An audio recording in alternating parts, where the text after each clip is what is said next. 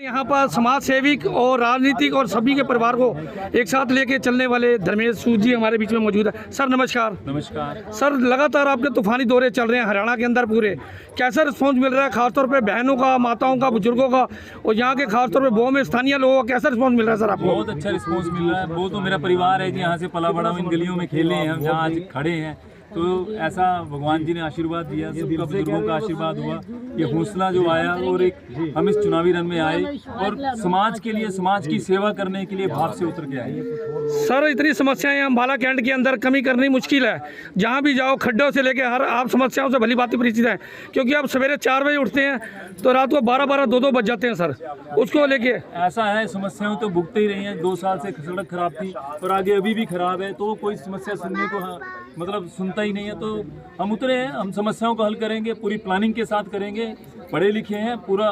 देखिए ऐसा है, लोग तो चांद पर भी उतरने लगे हैं, तो ये समस्याएं तो कोई बहुत बड़ी नहीं है। अगर गहनता से सोचा जाए तो उसका निवारण भी होगा सर। तो सर, आपके बीच में पहुंचे हैं आज ये सामाजिक सेविक और आप लोगों के बीच में जानते हैं, आप पूरे परिवार को जानते हैं, समाज सेविक भी है, धार्मिक भी हैं और दुख सुख में सबके काम आने वाले हैं। तो क्या कहना चाहते हैं? आज इलेक्शन भी निकट आ चुका है, उसके लिए आपको पहचान होनी चाहिए कि नेता तो बहुत होंगे, बड़ी बड़ी बातें करते हैं इलेक्शन आने के टाइम। जैसे कि आपने नुक्कड़ सभा में भी आपने देखा रिस्पॉन्स, जिसमें क्लियर बताया गया कि वोट लेने के लिए तो सब आ जाते हैं, लेकिन जैसे कि आप धर्मेश सूद जी के बारे में पता है कि बचपन से आपके बीच में खेला बड़ा हुआ, तो उसके पहले 2 शब्द कहेंगे आप? सर, ये इंसान बहुत दयालु है और हर एक की सहायता करने वाले हैं। ये इलेक्शन अब खड़े हुए हैं ये, लेकिन उससे पहले भी ये बहुत हेल्प करते हैं लोगों की और इनके ऊपर हमें पूरा विश्वास है और इनसे बहुत उम्मीदें हैं। बहुत उम्मीदें हैं। हमारी बहन भी बीच में खड़ी है छोटी।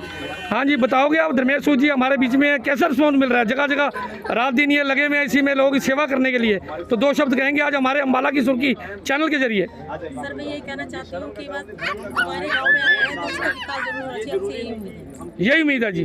धन्यवाद जी। तो जगह जगह हो रहा है जोरदार स्वागत, हर जगह बड़ों का आशीर्वाद लेते हैं, बच्चों के साथ बच्चे और बड़ों के साथ बड़े बनते हुए आज धर्मेश सूद जी हमारे वो में पहुंचे।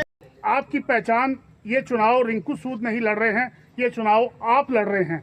एक बार ताली बजा दो अपने लिए। और दूसरी बात, जो कर्नल साहब ने मुझे आदेश दिया है, पंडित जी स्पेशली आदेश है कि आप सभी ने चाय का सेवन करके जाना है यहाँ से। इस सुख में और सुख में जहाँ किसी का कोई भी फंक्शन होगा तो ये दान देने पीछे नहीं हटते, सबसे आगे इनका नाम रहता है। ये दानी पुरुष हैं और जो आदमी पहले ही बिना मतलब से इतना कुछ कर सकते थे, अगर कल को हमने इनको जिताकर एक योग्य कामयाब उम्मीदवार बना दिया तो आप सोचो कि आपका कितना भला कर सकते हैं।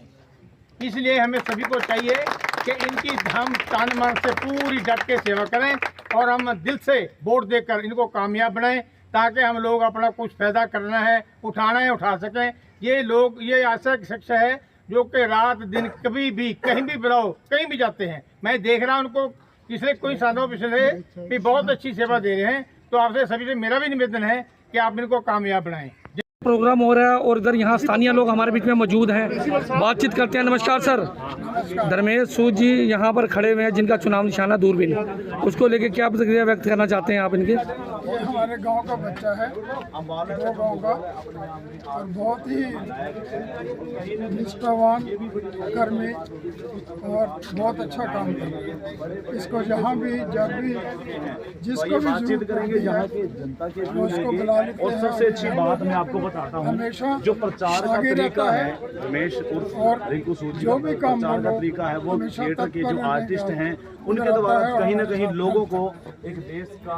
तो सर, धार्मिक कामों में भी सबसे आगे बढ़ चढ़ के हिस्सा लेते हैं ये, खासतौर पर सामाजिक धार्मिक काम हो और दुख सुख हो, किसी के दुख सुख में सभी के साझे उम्मीदवार हैं धर्मेश सूद जी। काम है, दुख है, सुख है, धार्मिक है या सामाजिक काम है, ये बढ़ चढ़ कर हिस्सा लेते हैं, कभी भी पीछे नहीं आते, हमेशा तत्पर रहते हैं कि कब इनको मौका मिले और ये कब काम कर सकते। तो सर, वो बब्याल में आपके बीच में खेला पड़ा बड़ा हुआ, इनके परिवार को सभी को जानते हैं आप, इनकी छवि के बारे में भी जानते हैं। ये हमारे लिए बिल्कुल बच्चे हैं। इनके जो पेरेंट्स हैं वो भी हमारे साथी हैं। शुरू से बचपन से हम और सब हमारे साथ। धन्यवाद सर, थैंक यू। जोरदार होनी चाहिए। कुछ जी सम्मानित करते हुए आज यहाँ के हो गए स्थानीय निवासी लोग।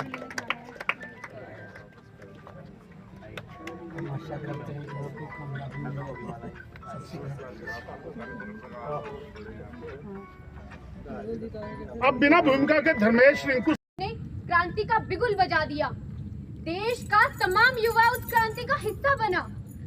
जोरदार होनी चाहिए। कुछ जी मंत्र करते हुए आज यहाँ पे हो गए स्थानीय निवासी लोग।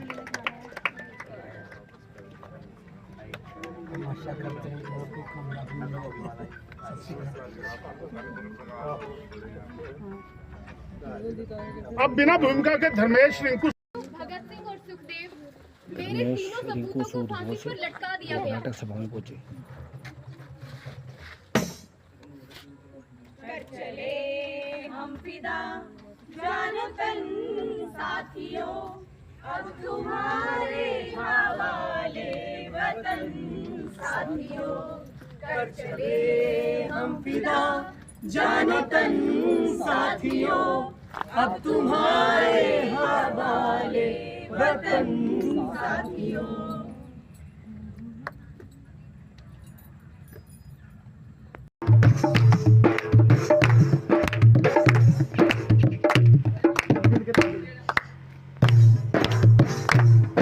के लिए तो मैं उम्मीद करता हूं कि आप सब मिलकर पार्टी लाइन से ऊंचे होकर गांव के सम्मान के लिए, गांव की इज्जत के लिए, गांव के बेटे को कामयाब बनाएं और वोट सारे डालें। धन्यवाद। प्रिंसिपल साहब 2 मिनट के लिए। दुख में और सुख में जहाँ किसी का कोई भी फंक्शन होगा तो ये दान देने पीछे नहीं हटते, सबसे आगे इनका नाम रहता है।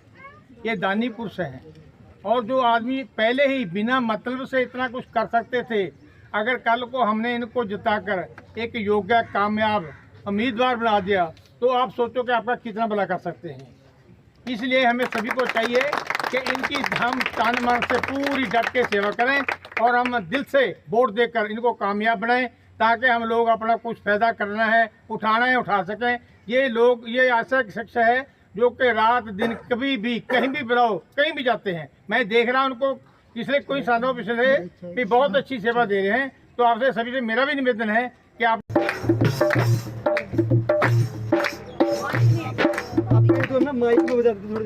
आजादी को चली बिहाने दीवानों की टोलियां, आजादी को चली बिहाने दीवानों की टोलियां। उनसे अपने लिखते हैं हम इनकलाब की गोलियां, उनसे अपने लिख देंगे हम इनकलाब की गोलियां। सेवा की या सेवा करेंगे धर्मेश रिंकू सूद बो में पहुंचे आज नाटक सभा प्रोग्राम में। क्या तू ही वो लाल है? अरे नहीं माता, जिसने गोरे को गोली मारी है? नहीं माता, ये काम मेरा नहीं, ये काम भगत सिंह और उसके साथियों का था। मेरा काम तो बस इतना था कि उस संतरी को अपने पीछे लगाना, और ऐसा करके हमने लाला लाजपत राय की मौत का बदला ले लिया। वाह, जुग जुग जिए मेरा लाल। अगर तुम इस काबिल हो गए हो कि तुम धरती पर गिरी खून की बूंद का बदला ले सकते हो, तो वो दिन दूर नहीं जब मेरी हाथों की ये बेड़ियां छूटेंगी और मैं आजाद हो जाऊंगी। संघर्ष का तीसरा दौर है। भगत सिंह और उसके साथियों ने दिल्ली की असेंबली में बम पैक कर अपनी गिरफ्तारी दी। एक तरफ तो गांधी जी थे और उनके चेले।